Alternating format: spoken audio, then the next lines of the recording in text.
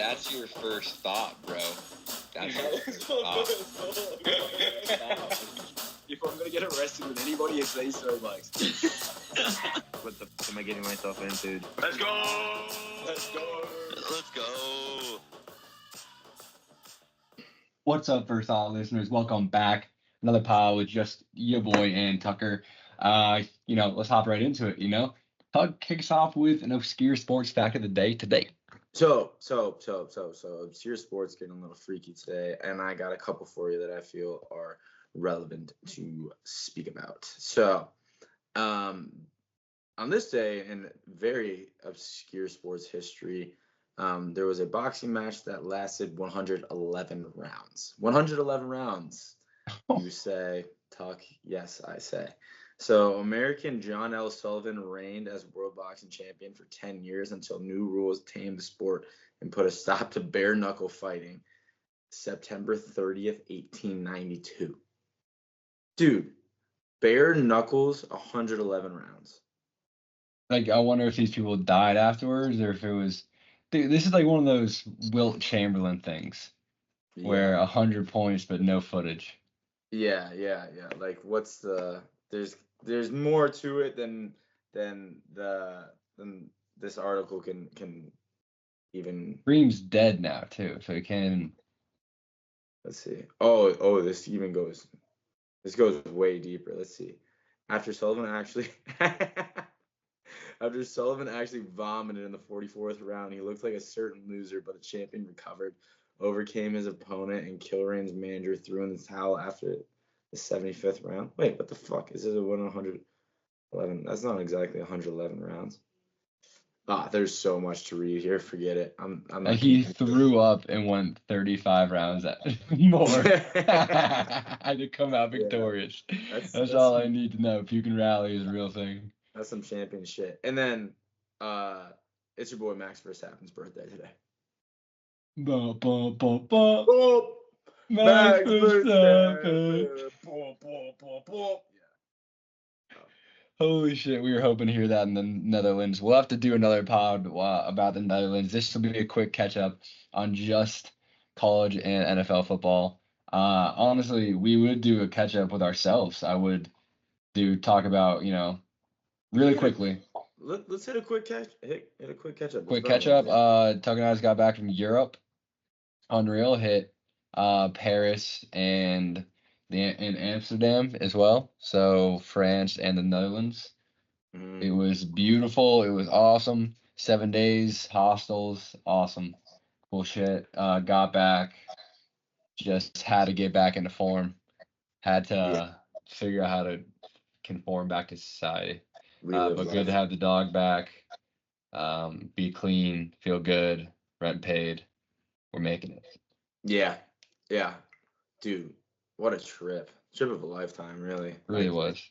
We roughed it out, and I think your first trip abroad to Europe is like a real learning experience. But at the same time, I don't think I would have changed anything that we did for our first trip to Europe because, dude, we saw so many different things. We walked 1,000,000 miles, and we really checked off everything that we wanted to do in every place that we were able to see, Yeah. And so, I mean, we did as much as we could with the time that we had. We didn't sleep a lot, but, and, when we were sleeping, it was for a couple hours in a hostel or a few hours on a train ride or something like that. And in the park. Yeah. Or in a park. What did we say? We were microdosing sleep.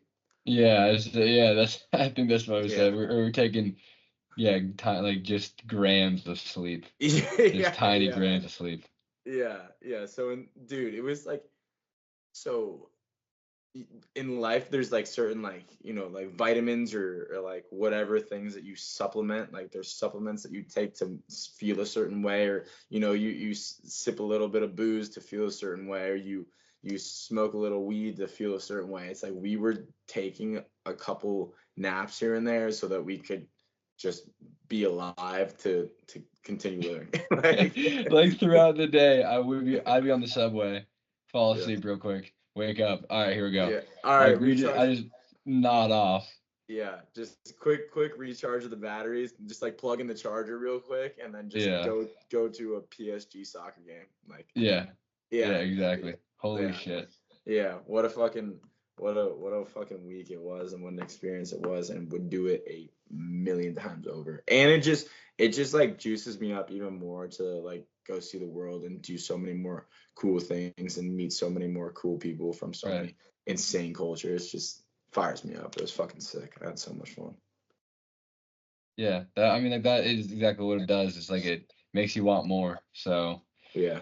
I don't know. That was like that's only a small part of Europe. Hmm. So I mean, I'd like to see so much more of it, but I also want to see like South America. yeah. Dude, I think that there's I'd like to go back to Europe. I wanna hit Brussels, Conquer Germany. Europe. Yeah, conquer it all. Italy, like do it up. Yeah, It's Italy and Germany are the two that I didn't really want to get to, yeah. and they're pretty far apart. And I'd Yeah. like to get to Switzerland at one point. Switzerland. Dude, I wanna take a quick break in Iceland too. I wanna, Yeah, you know what I it's mean? cheap. Like, yeah. Cheap, and like the lagoon. Oh, I want to hit those like the hot springs, the lagoon or Yeah, whatever. And Ireland. There's so much to see in Europe. Like my mind could go forever thinking about it, but we'll make it. We'll make it back for sure. right. Spain. Want to make it to Spain for sure. But yeah, we'll make it Shout out back. So, Carlis. I mean, that kind of, in a nutshell, maybe we'll hit on more of it later, but it kind of sums up our trip. We saw everything that you can imagine in France and Netherlands, and had the time of our lives. Well, just Amsterdam, really, but yeah, Yeah, I said Netherlands, Amsterdam. Yeah, facts.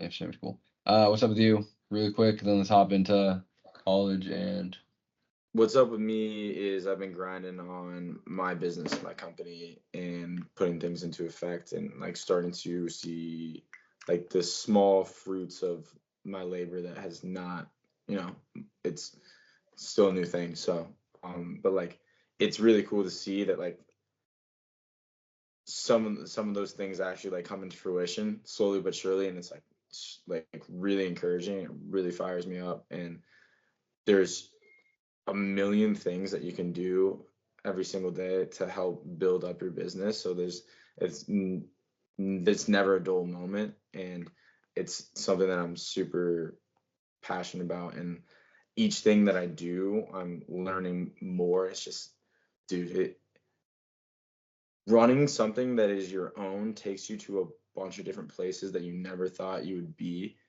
and you meet a bunch of different people that you never thought you would meet. And this is only like, I'm talking out of my ass a little bit because it's only like 3 months into this thing, but like I've already like experienced a lot of different things and had conversations with a lot of different people that I never really thought I would have, and it's exciting. So I'll talk about it a lot more as we go along. So I don't want to be too long-winded with it, but fired up on the business. That's what I've been grinding on recently. that's what's up. So that's catching up with Tuck and Murph. Anyway, heading into it, we're going to kick off college football first because they play on Saturdays. They play on Fridays and Saturdays, and sometimes Wednesdays coming up soon. Maction. They might already be doing that. Anyway, Saturday Yeah. ball, some of the biggest games. Number 2 versus number 4, Alabama was really the highlight of the weekend, I think, Hold for on. everybody. Definitely was, but let's hit that last, and then we'll Okay. talk about some of these other games, because there were some fucking like There's a there's lot of some good games. yeah, a lot of good Great slate. matchups, great slate. So Louisville Notre Dame, sweet game. Louisville Notre Dame was a good game, and I was listening to Bustin' the Boys, and Will Compton said exactly how it was going to go. Really? He said, yeah, he just said that he's like, I don't believe in Louisville. They're gonna try and make it a shootout, and Notre Dame's just gonna stick it to him and hold him to it. And Yeah. that's pretty much exactly what happened. Yeah. I don't watch a ton of the game, to be completely honest, but it's cool to see, like, Notre Dame is still an independent, but I always have like seen them as like an extension of the ACC, and like the ACC looks pretty solid this year. Like these conferences are there's so many teams in every single freaking conference, but these like the ACC saw it. Like you got Louisville, you got Miami, Boston College is 4-1 right Clemson. now. Clemson, obviously, always solid, but Pitt is 4-0. I mean, just a bunch. Yeah, dude, just a bunch of like super competent, like just solid football teams. So it's cool to see that like some of these other big conferences are solid this year, other than just the SEC rules the world, because it's not necessarily, Yeah, I mean, but at the end of the day, the SEC does rule the world. Yeah, at the end of the day, for sure. At the end of the day, for sure. But speaking of SEC, you got Kentucky upsetting Ole Miss, which is that was a huge game. I watched a little bit of that. Kentucky's quarterback, he didn't have like a fantastic game by any means, but the dude is gritty, and I kind of just like watching him. He's a grit lord. I don't remember his name off the top of my head right now. I can pull it up right here, but something Vandegraff. Brock Vandegraff. Vandegraff. Cool name. 243. Yeah. Only one touchdown, but he was just fun to watch. Yeah, they've had a pretty tough schedule too. I mean, you got South Carolina, Georgia, and Ole Miss in your first. They almost took down Georgia. They're 12-13. Yeah, they took Georgia for a ride. So yeah, Kentucky deserves to be ranked. It looks like they're 3-2 with a win over number 6 in the nation, and they barely lost to who then was number 1. Yeah, and I saw an interview with their head coach. I think it's Mark Stoops. Is their head coach. Bob Stoops' son or something? Or brother. I'm not totally sure, dude. But Bob Stoops, legendary Oklahoma head coach. But they're related. I don't exactly remember how, but Mark Stoops was like, dude, we've been through a little bit of a gauntlet of a schedule thus far, and like these dudes don't quit, they battle. So solid team. And then I'm looking at Minnesota, Michigan right now, which is a dogfight too. That was a good game. I watched a lot of that because I had money on it. Yeah, that was a good game. Yeah, I didn't watch a ton of this one either for no reason, but Michigan pulled out 27-24. That's also the brown jug. Little brown jug. The brown jug, yeah, but so there's always something to those games. They were up 21-3 at half. And they went up 24-0 or 24-3, and then Minnesota came back late in the fourth. Like Michigan almost gave it away.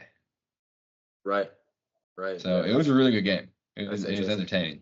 You know what's so funny about college football, but I also love it's literally just such a primal thing. It's like when you get two teams and you put anything in that game, you put we are fighting for a little brown jug. It instantly becomes like we're out for blood. Yeah, like it makes every team on an equal playing field. It's just like yeah, exactly. It's like two dudes like, I want that stick. Give me that fucking stick. Yeah. You have that stick. I want that stick. We are gonna go win that stick. And it's like, let's go at it. Yeah. And apparently, fucking Bergie wants the stick that you have right now. Bergie wants the stick that I have right now. He's been chilling on the couch for a bit. Bergie wants that stick. So yeah. Oh, also, this Wisconsin USC game was kind of interesting for a little bit. Wisconsin was up 21-7. Yeah, I was about to say Wisconsin went up early, and then Notre Dame fought back. But like when they fought back, they just immediately cruised through them. Oh, it was over. Yeah, it was over. Yeah. Like you okay, buddy? I don't know how to describe it besides like as soon as they started cooking, they scored one after another. Right. Yeah. So. Yeah. But yeah, it was fun to watch. USC's fun to watch still.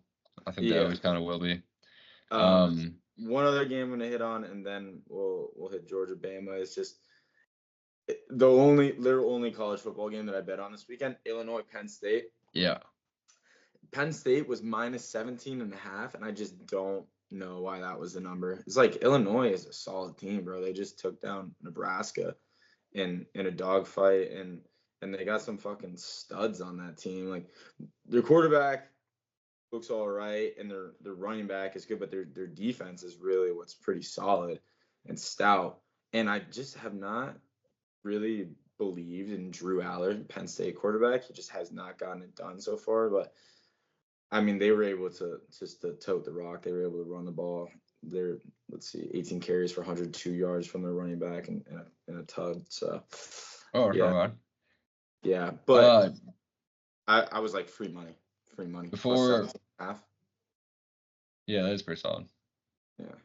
Before I chime in on I want to. There's a couple more things I do want to talk about, but I wanted to hear what you had to say about that Boise State running back. Do you guys name? Ashton Jeanty. Yeah, Ashton Jensen. Jeanty. It's Jeanty. I don't know if you say Jaunty or Genty, but I've heard people say Genty, so I'm just ripping. Unreal. Dude, fuck yeah, hell yeah. Boise State has been a good football team since the 26 years of my existence. Like they've always been good. Like they stick around. Yeah, I mean, so when we were young, I was talking to Tommy about it earlier today. When we were young, they were in the Fiesta Bowl against Oklahoma, and they had that iconic Statue of Liberty play with Ian Johnson scoring for the dub, and then like Kellen Moore is like one of the winningest quarterbacks in the history of college football, and he was there for I think started all 4 years, and one of the more accurate quarterbacks too. But like they've had a couple down years in my lifetime, but they've always been good, man. They've always been good, and that. So I saw a tweet that said Ashton Jeanty is a starting NFL running back that just so happens to be playing college football. Dude, I mean, dude's got just tree trunks for legs. Yeah. I saw some stats that said, like, I can't remember what it was. It was like 1,000 yards already. He's averaging 10 yards a carry, 21 carries a game. And like 21 carries a game is normal, is what the post said. But 10 yards a carry and this and that is like, how is he doing this? Like the yards, I think he has 8 touchdowns, you said? No, yeah, dude, bro. It's insane what this man is doing. Yeah, insane. He's single-handedly carrying them, and they almost took down Oregon too. And yeah, I'm kind of confused about Oregon right now, but I do think that some of the teams that they played earlier on that they looked like they should have pounded these teams. Those teams that they faced early on seem to be actually proving that they're not bad teams. So I think Oregon is actually pretty solid.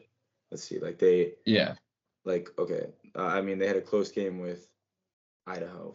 Fucking I don't know if that. Yeah, okay, that one was the one kind of whack exception there. Idaho's fucking 3-2, so they're all right. But Boise State obviously fucking solid, and they beat the piss out of Oregon State and UCLA. Yeah. So people were like worried about them because they had 2 close ones to begin with, but I think they're going to be hitting their stride, and they're number 6 in the country, and now they should be, in the playoff. Yeah. But all right, fucking Georgia, Bama, baby. I got a couple other things. All right, rip. Well, do you want to get to Georgia, Bama, then we can rip a couple of players? Yeah, that's cool. So Georgia, Bama, clearly, we're bummed about it, but it was a hell of a game. It turned out it started so terrible. What, 21-0 in the first quarter? Yeah, I think so. Yeah, hold on. Let me look at the box score. But it was all Jalen Milroe and Alabama to start. Georgia, Stetson Bennett couldn't do nothing. I think we fumbled the first kick or something? Bennett. You're talking about Carson Beck. Carson Beck. I'm sorry. Carson Beck couldn't do nothing. Yeah. We couldn't run the ball. Etienne couldn't do much. He did have a little bit, but start of the game, terrible. As bad as you could ever ask. And then we decided to turn it on. We made a comeback all the way to the point where with 2 minutes left, 2:30 left, maybe 2:11 left, I think, we were winning. We threw a touchdown. We were up, gosh, I don't know, maybe like 4 points. And then crowd was going nuts. It's in Alabama, so I guess crowd's really quiet. But they get the ball back to Alabama, kick it, doesn't matter, touchback, and then Alabama goes. Jalen Milroe throws one pass to that fucking 17-year-old kid, who I can't think of his name, and that Ryan. motherfucker makes an Ryan. incredible catch, then runs for a touchdown. One play.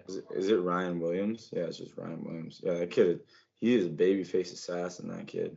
Yeah, he is 17. That is Seven- insane. That is insane. 17. Dude, Jalen Milroe in the first half of this game was just looking like he was a man and just playing with a bunch of little boys. It was so crazy, dude. And Yeah. Like I've never really seen the Georgia defense get diced up like that. Like it just felt like they had zero answer for him. It was insane. And he looked like the dude was running a 4.2 out there. Nobody could even like compete with his speed. It was like, what the fuck, dude? And yeah, like you said, they could not. Georgia could not run the ball, so they didn't spend a lot of time on offense. Carson Beck threw the ball 50 times. 50 fucking times? 50 times. Yeah, you can't. I mean, props 50 times, 439 yards passing, 3 touchdowns, 3 picks. I think he fumbled too. So, I mean, you cannot put this game on him, and the dude fucking battled back. Zero run game. No run game. Travis Etienne, Yeah. they had 12 carries, 55 yards. They had a total of 80 rushing yards all game long. They just got to be able to pound the rock. They did not. They need to run it more. 12 yards, 12 carries, 55 yards isn't terrible. So 50 passing attempts, and yeah, you're not wrong. I mean, I guess we were behind. Yes, that's what it was. So 50 passing attempts and 26 rushing attempts. So, a total of 76 plays, 26 of them were rushing because, you get behind the 8 ball real quick, you gotta pass the ball. But yeah, what an electric game, dude. Fuck yeah. And that was one of those games where like the big celebrities get on Twitter like, this one's an instant classic, this one's and like when you're watching one, you're like, yeah, this is an all-timer. Yeah, no, that's exactly how I felt when I was watching at the end. I literally stopped watching it, and then I saw Georgia making a comeback and turned it back on my phone, watching it on my phone. Yeah. And then when we scored, I was like, that's too much time. We're going to score again. Yeah. And then, yeah. I was exhausted, hopped in bed, literally turned off all the lights, and I'm just watching the game cast on my phone. I'm not even watching the game. I'm like, oh, wait a second. Like, they're back in this shit. All right. Turned my lights back on, hopped out of bed, went to the TV and turned it back on. I was like, all right, I got to watch this. It's just heartbreaking. I wish we had, like, maybe driven the ball. That wouldn't have even made a difference. Yeah. Yo, I got to be kind of quick, so let's just put a bow on that one. And then then screw it. Okay, Arch Manning went off 26 of 31, 324, two passing, 1 rushing. Then fucking Travis Hunter is one of the best players in the nation. He's one of the probably top 3 receiver, maybe top 3 corner. He had 9 receptions and 89 yards, 1 touchdown, and he had an interception as well. Guy's crazy. Moving on to the NFL. NFL had a lot of ups and downs. There's a lot of upsets, a lot of home with victories, though. So, Tuck, kick us off with what you got in the NFL. First off, in the NFL, this was a weird week because I've never seen more muffed punts ever in a day. Yeah. There's like 4 or 5 muffed punts. This was like really just bizarre. But I don't know. I don't even have like I guess like the highlight for me from this NFL Sunday was that Jaden Daniels is a fucking dog, dude. Yeah. Like, and they might be the real deal. It might be what's his name is like a really good coordinator. Cliff Kingsbury. But Cliff Kingsbury. So, dude, obviously all of our boys back home, or a bunch of them back home, Arizona, are big Cardinals fans. So I was just ripping, especially my buddy Noah, like just literally ripping Noah to shreds today. I was like, Noah, how terrible does it feel that your head coach from last year that you guys canned now went over to a historically shitty team, came to your house as the offensive coordinator and hung 40 fucking 2 on you Whooped your ass. with a rookie quarterback. Whooped them. Just fucking beat up on them boys. Yeah. Not a good look for the Cards, dude, because I thought the Cardinals got potential, man. Fuck, dude, they cannot figure it out ever. Sorry ass franchise. Yeah, that was a terrible franchise. The whole state is cursed. They will never have winners. They just sent the hockey team out of there. Arizona sports suck dick. Are they gone officially? Yeah, they're in Utah. They're called the Utah Hockey Club. Oh, I know about the Utah Hockey Club. I didn't realize that was them getting rid of it. Coyotes. That was the Coyotes. That's too bad, bro. Those games were fun to go to. Those jerseys were so sick too. Yeah, no pun intended. Icy jerseys for sure. No doubt. You definitely meant pun intended. You Full pun intended. Full pun intended. Full pun intended. No, actually, like it popped into my head without thinking it being fun. But anyway, let's see. Fucking the Jets suck. Let's go. The Jets suck, dude. 9-10. Dude, Lose to the Broncos. Bo Nix has a passing touchdown. Shout out Bo Nix. They cannot get out of their own way, dude. It's like no matter what they do, it's like, all right, like what was it last game? The defense didn't play up to snuff. And now like their defense was dialed in and their offense didn't play up to snuff. And they couldn't fucking, and their kicker, Greg Zuerlein, who's normally a pretty good kicker, couldn't fucking kick a field. It's like if it's not one thing, it's the fucking next with the New York Jets. And it's just it was piss and rain in MetLife. Yeah. And it looked miserable. But shout out the Broncos. 2 games on the East Coast. 1 in Tampa, coming away with victory in Tampa. Yeah. And then 1 in MetLife, shit-ass stadium against a shit-ass franchise. Bro. And the Jets. Check this Bo Nix stat line. I did not read this until just now. Oh, yeah, I saw this. 12 of 25, 60 yards, and a touchdown. Oh, my Lanta. You want to hear something even cooler? What?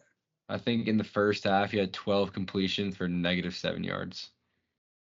No, that would not be accurate. Or maybe he was. That's what he was in the first half. Because because he had 12 completions all game long. I can't remember what it was. At one point, he had -7 yards in the first half. Salute to a soldier. My guy was averaging 2.5 yards per completion. He just gets it done. I guess he's just a winner. Like, so I was listening. Tim Tebow effect. Yeah, I was listening to another podcast today, and they were like, Raheem Morris said he's like, stats are for losers. So I guess Bo Nix is embodying the stats are for losers because dude, fucking all right. One of the better games of the Sunday slate was Vikings Packers. Same buddy know that I just absolutely ripped up for being a Cardinals fan. I told him, I was like, I don't know, man. Like, I think Sam Darnold might be all right this year. And he told me I was a dumbass. And so this was like a month or so ago that I said this, and I scrolled with my petty ass, just fucking scrolled all the way back into our conversation and like replied to the text that he told me I was a dumbass. And then I was like, suck my nuts, bitch. That's funny. That's funny. I was like, because Sam Darnold is a dog, dude. And like Sam Darnold's a dog. He got a little shaken up in the game, but he was fine. Justin Jefferson's still that fucking guy. Jordan Addison had 2 touchdowns. They were stomping on him, and then Green Bay made a really big comeback. But ultimately, Sam Darnold drove the team down drove the team down one more time, and they kicked the field goal to seal it up. Dude, I didn't even realize Jordan Addison played. But dude, shout out to Baker Mayfield and Sam Darnold, because this is like one of those years that it's like, okay, a huge reason as to why some of these quarterbacks that are drafted so high don't pan out is because of the fucking organization. So I don't know, maybe Bryce Young, like I bet you in a good situation he could be a good quarterback, but goddamn, they don't put the right pieces around him. But Sam Darnold this guy has seen some fucking shit in his NFL career, And He's played in the Niners organization as well. Yeah. I think Kevin O'Connell, the OC, or sorry, the head coach. well, he is the offensive coordinator, but the coach of the Vikings, I think he stems from that whatever you call it, branch. And Shanahan branch. I think he stems from that. he's part of it. Yeah, I think so. He was a backup quarterback on the Pats. Really? Did you know that? No, that's a good fact right there. You didn't know that? Fuck yeah, dude. He was I think he was a long time backup in the league. He's just some of the best coaches are backup quarterbacks. Yeah.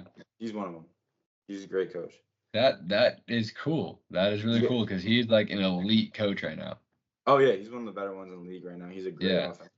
Yeah, he's a quarterback whisperer too. And then Bengals back on track. Just if you need a tune-up game, just play the Carolina Panthers and beat the piss out of them. Apparently. Yeah, facts. It ended up being a pretty good game. Andy Dalton threw for over 300. Andy Dalton's still that guy. Shout out the Red Rocket, dude. He's giving them their best chance. He really is. He is, but there's not. They don't have much of a chance because they really don't have a lot going over there, and their defense blows, bro. It's so bad. Like, at least they got Deontay Johnson and Chuba Hubbard on offense, but they fucking suck. Xavier Legette, that rookie's not gonna be that great. He's gonna be kind of Nicky Larry-esque. I think you're right. Yeah, I don't know. He's a big body and he's not fast enough. He had a couple catches. He almost scored a touchdown. Actually, he might have. He did score. He did. Yeah, nice. He had his first touchdown, and his touchdown celebration was him riding the horse. Yeah. Yeah, that's right. Yeah, he said I was gonna hop on that thing or something like that. I can't remember what he called it. Hop on the boot. Dollar Bill. Yeah. Dollar Bill is his horse's name. His horse, that's which funny. I think is kind of funny because it's like just naming a horse Bill. This is so stupid the way I think about it. It's like, hey, my horse's name is Bill. Oh yeah, Dollar Bill. I don't know, dude, where I'm going with it. It's just I smoked a little weed earlier today, and I thought about it. I found it hilarious that he just called it Bill. Yeah, Dollar Bill. Yeah. Yep. Like Bond, but James Bond. No. Okay. Anyway, when we were just talking about the Vikings, and maybe want to reflect on the fact that Kirk Cousins and the Falcons also squeaked one out in a good game against the Saints. They went up a little bit early. The Saints battled back. And then the Falcons ultimately won with a Kirk Cousins drive. And boy, I tell you, if I wish I bet the live line, because when Kirk Cousins is playing a midday game, he is unreal. And he had about 2 minutes left. I don't know exactly what the drive was. And then they needed the touchdown to win. And I was like, this guy's fucking got it all day long. Yeah. And then he drove down to maybe the 40. And then I don't even know if they spiked it. I think they just called a timeout. And Young Hoku comes in. Yeah, baby. What you got for me? I got a quick bar for you. Yeah, my old hoe, she all right, but my young hoe, cool. Yeah, I was gonna. Young Goku comes in. I was hoping you would not say anything about Young Hoku because I was just gonna drop that on you. Dude, you need to stop cutting me off. I need to tell them that Young Hoku kicks the game-winning field goal. I never finished that. Fuck. He had, what did he have? 5 field goals? 55-yarder, I think. But yeah, then you come in and say, a young coach, she was all right. But yeah, not my new young ho cool. My old ho, she all right. But my young ho cool. Yeah. But my young ho cool.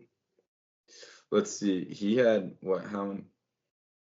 5, 6. Well, 4 field goals, 2 extra points. I thought he had 5. And then he hits his career long, 58 for the buzzer beater. 58. He's that guy. The Raiders squeak one out against the Browns, 20-16. The Chiefs, in a boring-ass game, beat the Chargers 17-10. The Ravens mollywop the Bills at home 35-10. Dude. Derrick Henry goes for 200. 209. Yeah. He had 199 yards rushing, I think 10 yards receiving, and I think he had a touchdown receiving too. Dude, he's inevitable, bro. He had the longest rushing Ravens history of that game. I think it was like 89 yards. Something like that, yeah. And he has a 99-yarder under his belt too. But like, dude, it's insane. Honestly, it was like I was not a Derrick Henry believer coming out of college. I don't know why, but like I just didn't think that he was fast enough to like even outrun like NFL linebackers. Bro, he was cooking DBs. Going. Bro, that guy is, oh my God. He's a golden Jack guy. He's a golden Jack guy. He's a Hall of Famer for sure. He's one of the best to ever do it, no doubt. Yeah, for sure. Savage. Other notable things: Bears pick up a big dub against the just mangled Rams. Joey Flacco comes in and seals up the W for the freaking Indianapolis Colts. Joey Flacco. The way they play with Anthony Richardson is like they don't give one fuck if he gets hurt. Yeah, no, it's crazy. It is weird. And he is not going to have a very long career if he keeps this up. Got hurt, came back in, did a QB run, got hurt again. Yeah, bad. And the Jags suck. Like, fuck. The Jets suck. Yeah. We gotta wrap this up because you gotta go. Give me one pro tip before you go. Oh, dude, I had a good one earlier today. But check me out. So one of my boys that I coach with, shout out Tank Roberson. One of these days, Tank, you're gonna watch this. But anyway, he is a big Notre Dame football guy, and he's always repping like Notre Dame sweatshirt, like, and he's got swag too. So he's got like a Notre Dame crew neck, Notre Dame hat. And I was in the library today just getting some shit done. And I walk in and there were they just sell books for literally like $1.50. Like you can pick up some cool ones too. And they have a good little collection. And so like I picked up like a Larry Bird book and like a Mickey Mantle book. And I got one for Tank. It was this Notre Dame football book that just was like the history of Notre Dame, had a bunch of cool pictures in it. Joe Montana, Lou Holtz, just like all the Notre Dame greats. It touches on Rudy and stuff like that. And so I picked it up for him. I was like, dude, fuck yeah, he's going to love this. Literally one single dollar. I was like, absolutely. And he works at the YMCA too. And I work out at the YMCA and I was cruising past the Y today. And I had the book in the car and I was like, maybe I'll just stop in real quick, see if I can catch him. And he was getting a workout in, and so I just gave him the book, and he was fired up about it. So I was like, "Let's go, dude!" Like, yeah, he loved it. He loved it, and he's a cool ass dude. And hopefully, like somewhere down the line, he'll be helping me out with some of my business ventures as well. So that's cool. So what's the pro tip of the day? My pro tip is if you see, give little. If you find little, just like gifts that you feel like have a meaning and you're thinking about like, oh, this person would love it, just get it and give it to them. And like it feels good to put a smile on someone's face. So yeah, get a little meaningful gift for a friend. No doubt. I can see Burger chewing that thing in the corner, and I give him gifts all the time. Makes me feel good. What's your pro tip?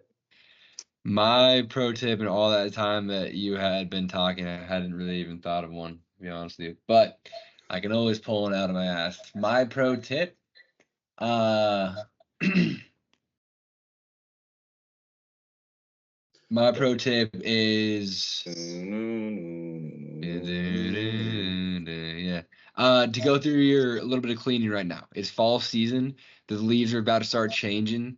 So if there's ever time to like just dust up a little bit, clean around the house, I put up my decorations. Right now is a good time to do so because everybody's about to get tucked in a little bit of chilly season. I love that. Little foul. So I think there's something about a needy, tidy little house to start it. I got a small little place, so it's easy for me to do. But got little decorations out. Decorations help lift the mood. Get ready for a sweet Halloween season. And that just means we're close to Thanksgiving. Thanksgiving means we're close to Christmas. Facts. So let's rock. Holiday season is amongst us. Ladies and gentlemen, thanks for listening. We'll catch you on the next one. Peace.